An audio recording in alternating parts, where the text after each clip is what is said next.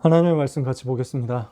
하나님 말씀 구약성경 다니엘 6장 10절 말씀입니다.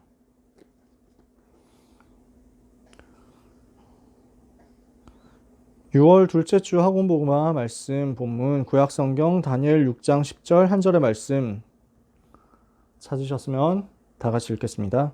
다니엘이 이 조서에 왕의 도장이 찍힌 것을 알고도 자기 집에 돌아가서는 윗방에 올라가 예루살렘으로 향한 창문을 열고 전에 하던 대로 하루 3번씩 무릎을 꿇고 기도하며 그의 하나님께 감사하였더라.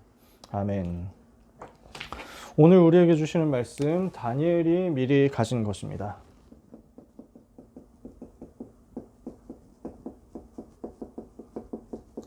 다니엘은 기도할 수 있는 시스템을 가지고 있었죠. 기도에 대한 시스템을 가지고 있었습니다. 기도에 대한 규례를 가지고 있었죠.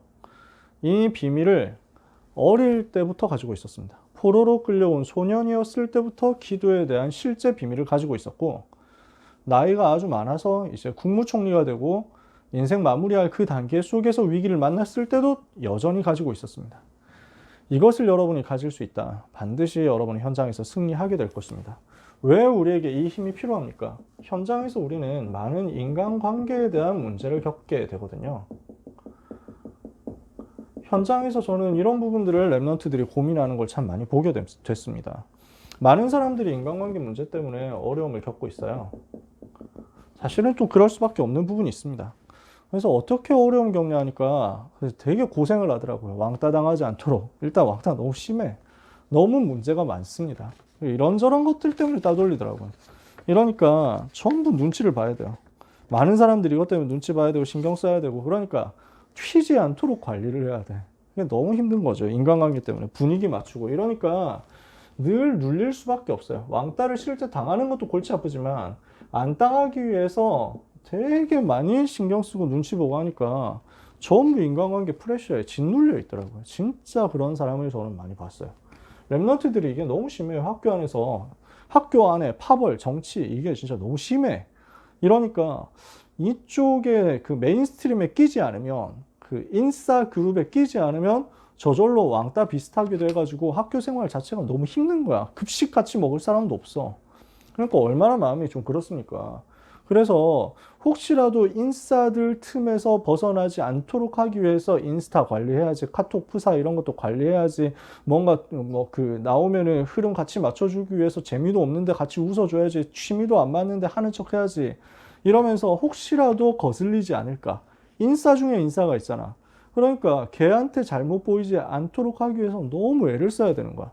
마음 아프더라고요. 솔직히 그런 얘기를 듣고 있으면요. 얼마나 학교 다니는 게 피곤하겠어요. 진짜 지칠걸요. 공부해야 되는데 이것까지 신경 쓰려고 얼마나 지칩니까? 얼마나 힘듭니까? 툭하면 어려움 나가는데 약하면 조롱받습니다. 약하면 그렇게 돼요. 공부를 못한다든지, 아니면 뭐 좀 그 뭐 외모에서 뭐 그 자신이 없다든지, 아니면 뭐 집안 환경이 안 좋다든지, 뭐 여러 가지 있거든. 심지어 뭐 입고 다니는 옷이 별로라든지, 뭐 신발 뭐 별로 메이커 아닌 거 신는다든지, 뭐 진짜 별의별 걸 가지고 조롱하고 비난하고 그 다음에 이제 따돌리는 거야. 그러니까 약한 사람도 이러는데 잘하는 사람도 또 그래. 잘하면 질투합니다. 잘 나가면 시기예요. 이게 현장 모습이거든요. 그러니까 좀 잘 나가는 사람 있잖아. 그러면은 되게 시기하고요. 질투하고요. 앞에서는 되게 친한 척 하면서, 야, 진짜 너 대단하다. 이러면서 뒤에서는 저 새끼 저래봐야 진짜 막 개구리, 성격 개구리거든? 뭐 이러면서 막 따로따로 이런다니까? 아, 참 답답해요. 이런 거 보면. 현장 모습 보면 그래요. 이러는 가운데서 잘 나가는 사람 있으면 끌어내리려고 막 애를 쓴다? 진짜 좀 그래요. 그런 모습들이. 그래서 좀만 누가 잘 나가면 한국 사람 특징인데, 이거 빨리 우리가 깨트려야 되는 저주라고 저는 생각해요. 누가 잘 나가면은 우리가 다 같이 밀어줘야 되는데 스스로 다 무너진대. 그러니까 교포사회 특징이 그렇대. 그 해외에 나가 있는 교포들이, 한국 사람들은 그러니까 막 그 다른 나라 사람들은 누가 한 명 잘 나가면 그 사람 중심으로 해가지고 다 밀어줘서 자꾸만 세력을 얻도록 만든대. 대표적으로 유대인들. 근데 한국 사람들은 누가 잘나는 걸 꼴을 못 본다는 거야. 이러면은 뭔가 찾아가지고 약점 찾아서 끌어내리려고 애를 쓴다는 거지. 뭐 다 그렇겠습니까만은. 근데 그런 모습이 현장에 너무 많아요. 그러면서 앞에서는 친한 척하면서 뒤에서는 비열하게 공격하는데 그게 진짜 그 사회 모습이거든요. 다 그래요. 그래서 위에서도 어려움 당하고 아래에서도 어려움 당하고 옆에서도 어려움 당하고 다 이렇습니다. 윗사람도 아랫사람 공격하고 아랫사람도 윗사람 공격하고 옆사람 서로 막 공격하고요. 지금 이게 인간관계 현장의 모습이에요.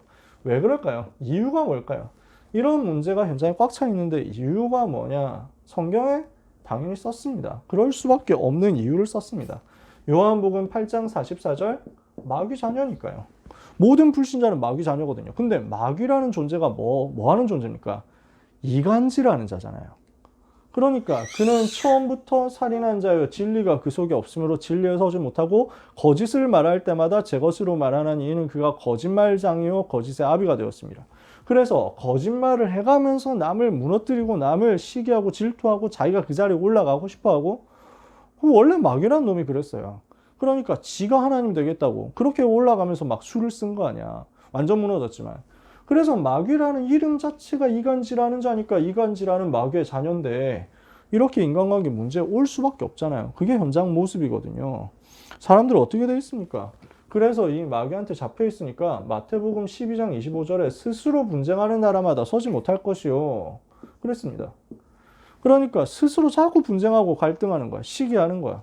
마귀한테 종돼가지고 마귀 시키는 대로 이간질하고 분쟁하고 갈등하고 다투고 이러고 있으니까 이걸 마귀 나라 아닙니까? 에베소서 2장 2절 마귀의 종노릇 하고 있는 거죠. 전 세계가요. 자, 이 속에 렘넌트가 살아갑니다. 어떻게 해야 됩니까? 렘넌트도 이 속에 지금 어려움 당한 사람 많다니까요. 어떻게 해야 됩니까? 하나님의 자녀가 됐으니까 여기서 빠져나왔지만 이 속에 있는 사람들 틈바구니에서 너무 어려움을 겪는다니까? 왜 이런 문제가 계속되느냐? 힘이 없는 거예요. 이런 인간관계 이길 수 있는 힘이 없는 거예요. 요 영적인 문제를 이길 수 있는 힘이 없는 거예요. 힘이 없으니까 지는 거죠. 그래서 우리는 이 힘부터 회복해야 됩니다. 우리 랩런트들 중에 혹시 인간관계 어려움 당한 사람이 있다면 이 힘을 꼭 회복하셔야 됩니다. 모든 것 이길 수 있는 힘을 하나님은 주셨습니다. 마귀의 머리를 박살내신 그리스도께서 여러분과 함께 계시잖아요. 마귀의 일을 멸하신 그리스도께서 여러분과 함께 계세요. 그 그리스도를 여러분은 마음속에 구주로 영접했어요. 여러분은 하나님의 자녀가 됐고 예수님은 여러분의 그리스도로서 모든 문제 해결하셨습니다. 마귀를 대적하면 마귀가 여러분을 피하게 돼 있지 여러분이 마귀를 피할 존재가 아닙니다.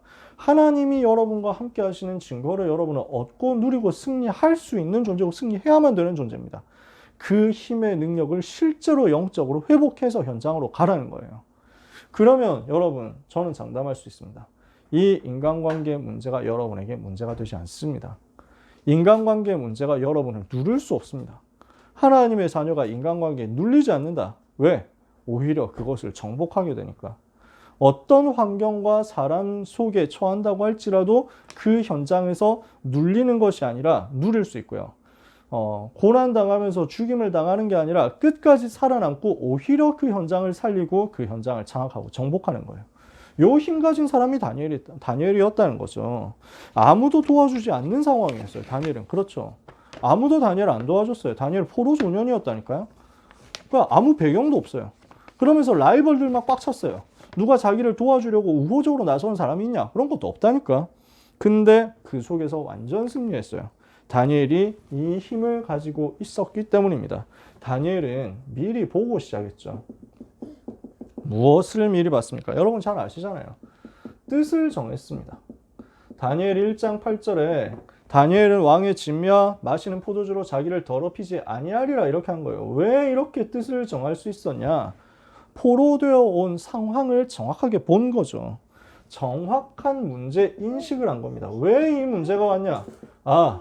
왜 지금 내가 포로로 끌려오고 이렇게 어려움 당하게 됐느냐? 이유를 제대로 발견한 거예요. 당연한 이유였어요. 나라가 망했으니까 이렇게 된 거죠. 나라가 왜 망했습니까? 우상 숭배했으니까 그렇게 된 거죠. 하나님 떠나서 우상 섬기면서 하나님이 원하시는 것 정반대로 가니까 멸망당할 수밖에 없었어요. 당연한 겁니다. 우상 섬기면은 사단이 활동하잖아요. 마귀가 주인 되잖아요. 그 마귀의 종노릇 하니까 재앙이 올 수밖에 없죠. 나라 망한 거예요. 당연한 거예요. 하나님의 백성이 이스라엘이 하나님이 원하시는 전도와 선교의 사명 놓치고 세계복음화 안 하고 종교 생활 빠져가지고 우상 오는 것을 못 막고 있으니까 영적 문제 오는 게 당연하잖아요. 정확한 문제가 온 당연한 이유를 발견했습니다. 그러면서 무엇을 발견했냐? 현실 속에서 언약의 한을 발견했어요. 문제가 온 이유를 알았고요. 그 문제가 와야만 하는 필연적인 이유를 깨달았습니다. 이 속에 들어있는 하나님의 계획을 보니까 언약의 한이 품어지는 거죠. 아, 나는 우상과 싸워야 되겠다. 우리나라가 우상에게 졌구나. 우상 문화의 그 달콤함을 못 이기고 다 우상 숭배 속으로 빠져들어갔구나. 복음 회복해야 되는데 복음 대신 종교에 빠지고 선교 회복해야 되는데 선민사상에 빠져 있었구나. 이 흐름을 나는 깨야 되겠다. 언약의 한을 붙잡은 거죠. 그게 필연성이에요. 이러니까 이 속에서 하나님이 나를 부르신 천명이 발견됩니다. 절대성. 하나님이 이것 때문에 나를 바벨론으로 보내가지고 우상을 무너뜨리고 복음을 회복하고 종교의 그 틀을 깨고 완전 복음 가지고 저 강대국 바벨론 살리고 세계를 살리게 하시는구나.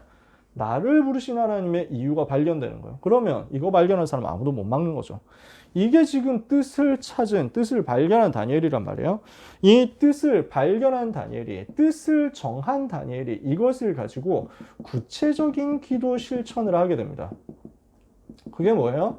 왕의 진미와 마시는 포도주로 자기를 더럽히지 아니하리라 하고 이것을 자기를 데리고 있는 환관장에게 요구한 겁니다. 이걸 부탁한 거예요. 뭘 한 거냐? 다니엘이 우상과 싸우기로 결단하고 작정했어요. 시대를 살리고 바벨론 살리기로 기도하고 작정했어요. 이 기도를 그냥 머릿속으로만 한 게 아니에요. 삶으로 끌고 들어왔어. 내가 할 수 있는 작은 실천, 미션으로 끌고 들어온 거죠. 내가 지금 할 수 있는 작은 실천, 미션에서 나옵니다. 뭐가 나오냐? 영적 서밋의 비밀이 나옵니다. 여러분, 기도를 할 때 그냥 하는 게 아니라 내가 실천할 수 있는 말씀의 흐름 속에 있는 미션을 찾아내서 그것을 가지고 기도를 구체화하셔야 돼요. 이러면 여기에서 여러분이 영적 서밋으로 가는 응답이 오거든요. 그러면 여기에서 어떤 응답이 옵니까? 불신자가 따라올 수 없는 응답이 와요. 여러분 기말고사 준비하고 있는 랩런트들 많은데 무엇을 해야 됩니까? 하나님이 주시는 이 영적인 힘을 얻고 가세요. 그러니까 다니엘에게 뭐가 주어집니까? 다니엘과 세 친구에게 하나님이 지혜와 증거를 주시는데 바벨론 나라의 박수, 술객 다 합한 것보다 10배 뛰어난 지혜를 주셨다. 이러면 여러분 경쟁할 필요가 없어요. 여러분 10배 뛰어나면요. 그러면 여러분 완전 승리합니다. 이걸 보고 기능 서밋이라고 합니다. 영적 서밋된 다니엘과 세 친구에게 10배의 기능 서밋의 증거를 주시더라. 이러니까 어떻게 돼요? 이걸 가지고 왕 앞으로 가게 되는 것입니다. 드디어 왕을 살리고 바벨론 전체를 살릴 문화 서밋으로 가는 응답이 다니엘과 세 친구에게 주어진 거예요. 언제부터? 뜻을 정하고 구체적으로 미션 붙잡고 기도 실천하는 그때부터. 렘넌트 때 이 비밀을 다니엘이 체험한 겁니다. 여러분이 똑같이 체험하게 되시기를 정말로 주님의 이름으로 축복합니다. 이런 다니엘에게 하나님이 미리 가진 것을 미리 중요한 응답을 가질 수 있도록 역사하셨습니다. 무엇을 가지게 하셨어요? 느부갓네살 왕이 꿈을 꿨습니다.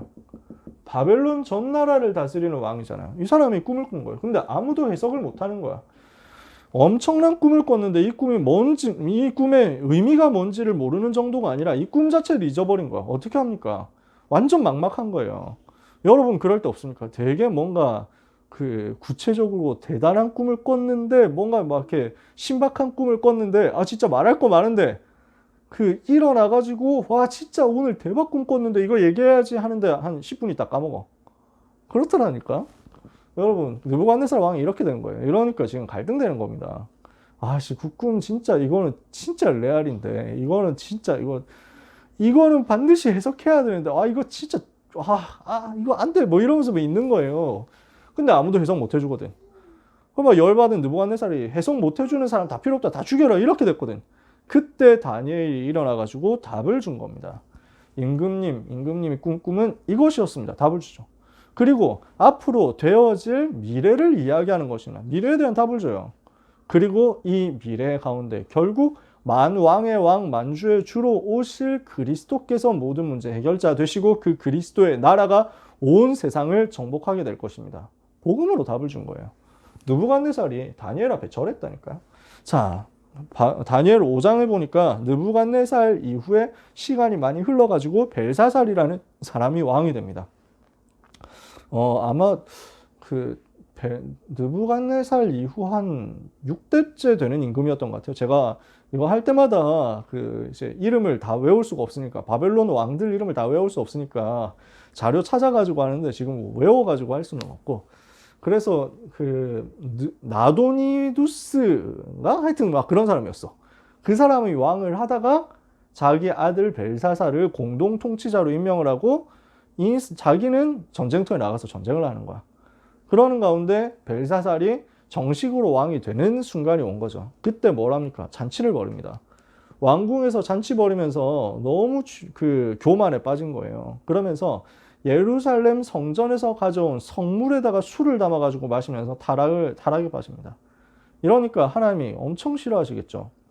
하나님이 어떤 분이신지 하나님이 스스로를 보여주시는 거예요.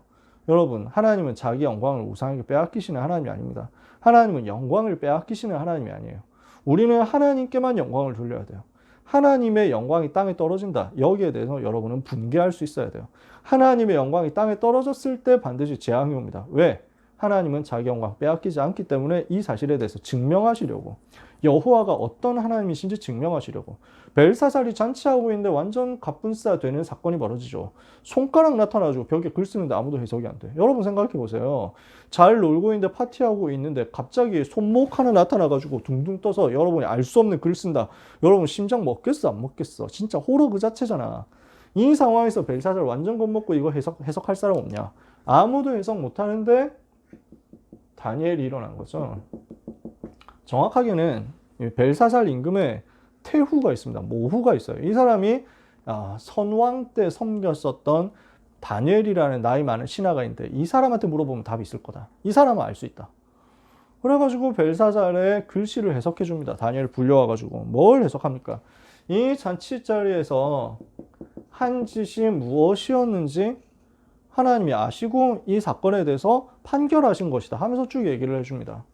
메네 데겔 우바르신이라는 글자인데 저울로 달아보고 재어보니까 당신은 기준치에 미달했으므로 하나님이 그 자리를 빼앗아서 다른 사람에게 줄 것이다. 그 말입니다.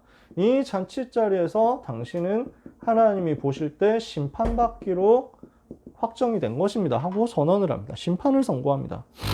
정확한 답을 주면서 벨사살과 바벨론 나라가 멸망할 것에 대해서 말씀의 성취에 대해서 심부름을 한 거죠.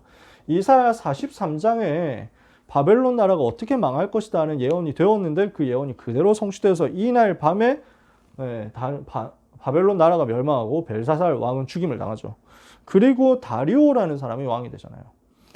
그 다리오가 오른팔로 다니엘을 쓴 겁니다. 높은 자리에 올라가죠. 이러니까 사람들이 이제 시기하고 난리가 났어요.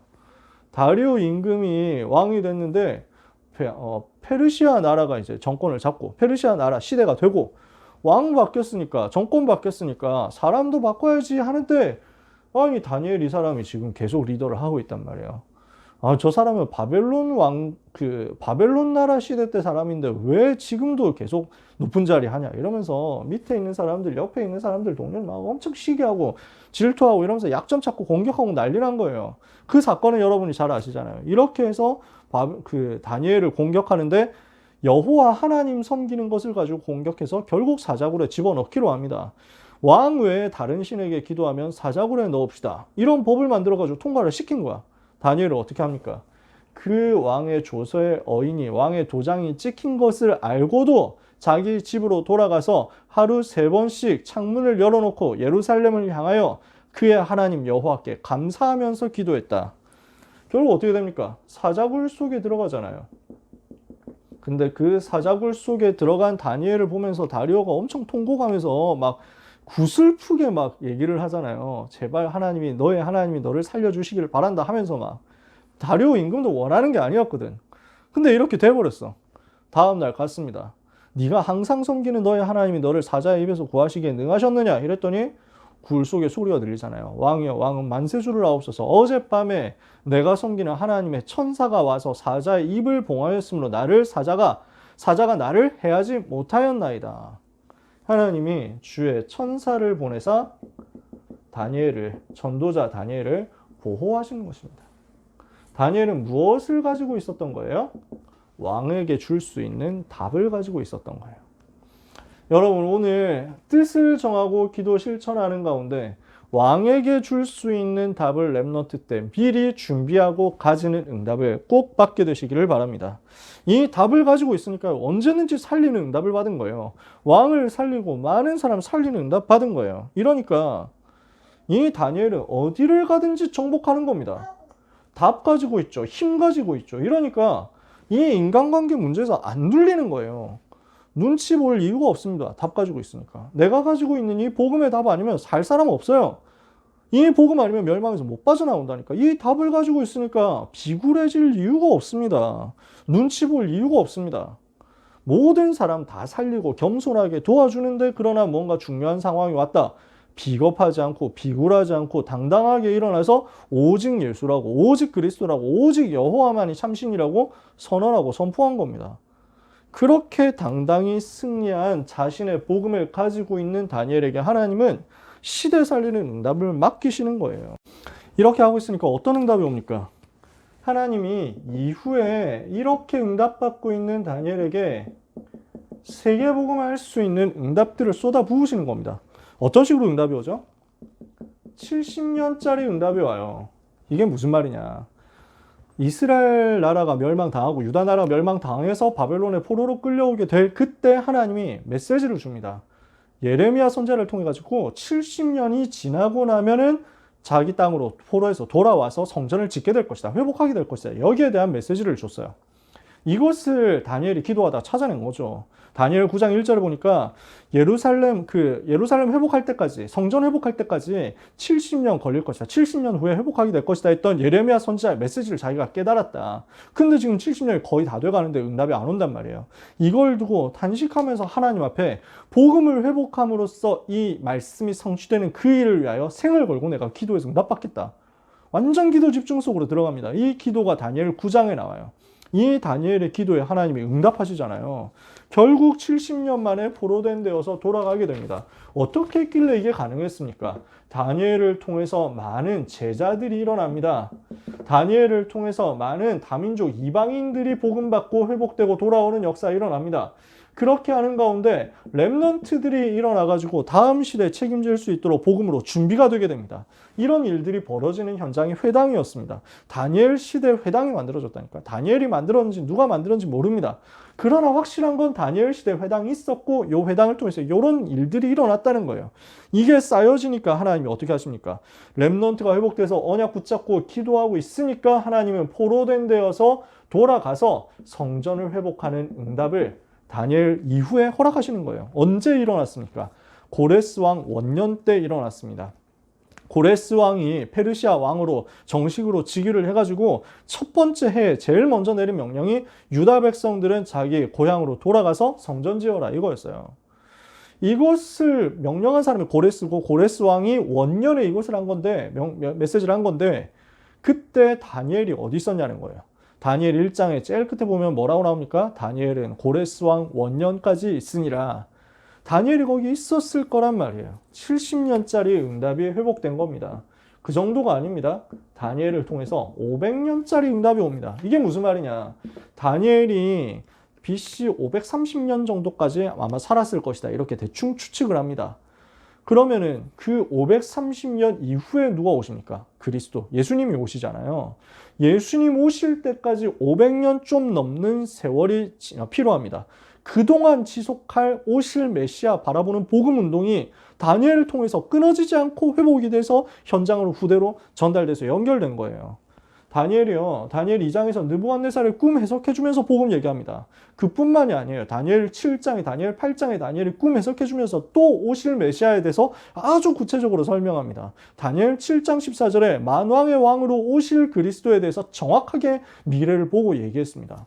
그러니까 오실 그리스도, 오실 메시아께서 죄와 사단과 지옥의 모든 문제 해결할 것이다. 거기에 대한 메시지를 정확하게 준 거예요. 이러니까 메시아 바라보는, 그리스도 바라보는 복음 운동을 한 겁니다. 메시아를 대망하는 복음 운동. 이 복음 운동이 500년 동안 끊어지지 않고 오실 메시아 바라보는 운동으로 남게 된 거죠. 그 정도가 아닙니다. 영원한 응답이 다니엘에게 남았습니다. 다니엘 12장 1절에서 3절에 보니까요. 1절에서 4절까지 보니까 이렇게 얘기합니다. 많은 그때 어떤 마지막 일이 벌어지겠냐? 마지막 때 어떤 일이 벌어지겠냐? 개국 이래로 큰 환난이 있으리니 이는 개국 이래로 그때까지 없던 환난일 것이며 그때 내 백성 중 책에 기록된 모든 자가 구원을 받을 것이라. 무슨 말이에요? 전 세계 영생 주시기로 작정된 자가 다 복음받고 구원받는 세계복음화 나온다는 거죠. 그러면 그 세계복음화 된 이후에 무슨 일이 벌어집니까? 땅의 티끌 가운데서 자는 자 중에서 많은 사람이 깨어나 영생을 받는 자도 있겠고 수치를 당해서 영원히 부끄러움을 당할 자도 있을 것이며 요한계시록 보면 마지막이 나옵니다. 예수님이 재림하시고 최후의 심판 때 어떤 일이 벌어지냐? 세계복음화 되면 주님 재림하시죠. 주님 재림하실 때 되면 어떤 일이 벌어집니까? 죽은 사람들이 살아납니다. 먼저 하나님 자녀들이 살아나서 영원한 생명을 얻고 하나님과 영원히 함께함을 누립니다. 그리고 그 다음에 부활하는 존재들이 있습니다. 얘는 하나님 안 믿고 죽었던 불신자들 부활해가지고 영원한 형벌을 받습니다. 그걸 지금 다니엘이 미리 본 겁니다. 그러니까 영생을 받는 자도 있고 영원히 부끄러움 당할 자도 있을 것이다. 그리고 하나님의 자녀, 그 중에 특히 전도자가 받을 상급을 이야기합니다. 12장 3절에 지혜 있는 자는 궁창의 별과 같이 빛날 것이고 많은 사람을 옳은 대로 돌아오게 한 자는 하늘의 별과 같이 영원토록 빛나리라. 세계복음화의 그날까지 갈 일을 영원한 응답을 다니엘이 미리 받게 된 것입니다. 여러분이 오늘 기도하고 응답받는데 하나님은 70년의 응답, 500년의 응답, 영원한 응답을 다니엘에게 주셨던 것처럼 똑같이 주시는 거예요. 100년짜리 응답을 여러분에게 주시고 1000년짜리 응답을 여러분에게 주시고 영원한 응답을 여러분에게 주시겠다. 이 약속을 붙잡고 기도하다가 응답받는 여러분 되시기를 예수 그리스도 이름으로 축복합니다. 말씀을 마칩니다. 우리가 이 응답을 받으려면 무엇을 가져야 되느냐? 기도에 대한 힘을 가져야 돼요. 이 축복을 받으려면 기도의 힘을 가져야 됩니다. 어떤 사람 앞에 서도 어떤 인간관계를 당해도 어떤 인간관계 문제 속에 있어도 절대로 무너지지 않을 수 있는 힘이 어디서 나와요? 기도의 힘에서. 다니엘은 왕 앞에 서서도 당당했어요. 절대 비굴해지지 않았어요. 어떤 문제가 와도 흔들리지 않았어요. 그 문제 앞에서 타협하지 않았어요. 적당히 하지 않았다니까. 아니 기도하면은 여호와 하나님께 기도하고 왕 말고 다른 신인 여호와에게 기도하면은 사자굴에 들어간대라는 것을 알면서도 타협하지 않았어요. 이 기간 동안에만 내가 좀 조용히 기도해야 되겠다 이런 거 안 했어. 다니엘은 당당하게 타협하지 않고 현장에서 완전히 현장에서 승리한 거예요. 무엇을 가지고 있었냐? 그렇게 할 수 있는 내적인 힘을 가지고 있었던 겁니다. 사람 속에 있는 내적인 힘. 다른 사람들이 알아챌 수 없어요. 근데 뭔가 느껴져. 그런 힘이 생긴다니까. 불신자들이 여러분을 봤을 때 만만하게 보고 함부로 보려고 했다가도 그렇게 할 수 없는 내적인 힘이 여러분한테 생기는 거예요. 그러면 인간관계에서 여러분 이거 당할 일이 없다니까요. 내적인 힘이 생기는데 이런 걸 하려고 했다가도 스스로 무너져 버린다니까. 그게 하나님이 여러분들에게 주시려고 하는 그 내용이에요. 요 내적인 힘을 가져라. 영적인 힘을 가져라. 아무도 빼앗아갈 수 없고 아무도 흉내낼 수 없는 그 힘을 가지세요. 그 힘이 어떻게 보면 내공이라고도 할 수 있고 어떻게 보면 포스라고도 할 수 있고 어떻게 보면 카리스마라고도 할 수 있고요. 유 목사님 쓰시는 표현대로라면 요 힘입니다. 테스티 파워예요. 암묵적인 힘이에요. 눈에 안 보이는 그러나 분명히 존재하는 이 영적인 힘을 여러분들이 가져라. 어디서 나오냐? 기도에서 나와요. 어떤 기도를 여러분이 시작해야 됩니까? 다니엘이 뜻을 정하고 기도했잖아요. 뜻을 정한 기도가 여러분에게 시작되기를 바랍니다.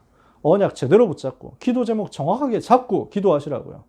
그리고 이걸 가지고 시간 정해서 기도하는 규칙 놓치지 마라. 정시기도예요. 그리고 깊은 기도. 어느 정도 깊은 기도냐? 다니엘이 기도할 때 겸비하여 기도하기로 결심하고 시작한 그 첫날부터 하나님이 천사를 보내셨다니까요. 영적 사실이 체험될 만큼 깊은 기도 속으로 들어가라. 보좌의 능력과 비밀이 누려질 만큼 깊은 기도 속으로 들어가라. 이 기도의 힘을 여러분이 가지시라고요. 그래서 이것을 두고 여러분이 작은 실천을 구체적으로 해보세요. 구체적 실천을 하시는데 어떤 실천을 하느냐? 지금부터 메시지 들을 때마다 이 메시지 속에서 기도로 연결시킬 수 있고 기도할 때 할 수 있는 작은 실천을 한번 찾아보세요. 앞에서 얘기했잖아요. 다니엘이 그냥 기도하지 않고 그냥 우상과 싸우겠다 하지 않고 우상에게 바쳐진 재물을 먹지 않는 실천을 한 거예요. 미션을 찾아낸 거죠. 그리고 이 미션 가지고 계속 기도하다 보면 하나님 여러분한테 말씀 속에서 나오는 것을 응답으로 주실 거예요. 작은 것들이 나올 겁니다. 크고 작은 것들이 나올 거예요. 메모해 보세요. 조금만 메모해 보세요. 많이도 하지 말고 거기서 나오는 메시지 들을 때 그 메시지 속에서 나한테 부딪혀 오는 게 있을 수 있습니다. 또는 메시지 붙잡고 기도하다 응답받는 것에서 나올 수 있습니다. 조금만 메모해 보세요. 이게 쌓이잖아요. 그러면 여러분에게 이 말씀이 편집되는 응답이 올 겁니다. 자르고 붙이고 해가지고 내 것으로 만들어 놓고 나머지 것 버리고 이런 게 편집 과정이잖아요. 언약의 말씀 속에서 하나님이 나에게 주시는 것이 편집되어서 내 것으로 확정된다니까요. 이러면 이때 하나님이 주시는 게 100년짜리, 1000년짜리 영원한 응답이에요. 여러분 인생이 이 속으로 들어가야 되잖아요. 그죠? 여기에서 나오는 100년짜리 응답이 여러분에게 있다라고 하면 여러분은 요거 눈치 전혀 안 봐도 됩니다. 인간관계, 사람 눈치 전혀 볼 필요가 없어요. 왜? 리더가 되니까. 현장 완전히 장악하고 정복하는 리더가 되니까. 그게 다니엘이었어요. 여러분이 다니엘같이 내적인 힘 가지고 현장을 정복하는 정말 현장을 살릴 수 있는 리더로 하나님 앞에 쓰임받게 되시기를 주님의 이름으로 축복합니다. 이 기도의 힘을 가지고 시작하세요. 그 기도의 힘 가지고 시작하는 청소년 때 하나님은 시대에 살릴 언약의 여정을 여러분에게 100년짜리 응답과 함께 맡기실 것입니다. 승리하는 한 주간 되시기를 예수님 이름으로 축복합니다. 기도하겠습니다. 하나님 감사합니다. 다니엘에게 미리 보여주셨던 그 언약의 한이 렘넌트에게 보여지게 하옵소서. 다니엘에게 미리 주셨던 왕을 살릴 수 있는 답을 우리 렘넌트들이 미리 가지게 하여 주시옵소서. 이 속에서 나오는 100년짜리 응답, 1000년짜리 응답, 영원한 응답이 나의 것으로 확정되고 준비되는, 세팅되는 렘넌트의 날이 되게 하여 주옵소서. 기도의 힘을 가지고 작은 기도 실천 속에서 세상이 절대 알 수도 없고 흉내낼 수도 없고 빼앗아갈 수 없는 그 힘을 회복함으로 현장의 모든 만남과 사건과 사람 살리는 그리스도의 제자 되게 하여 주시옵소서. 예수 그리스도의 이름으로 기도합니다. 아멘.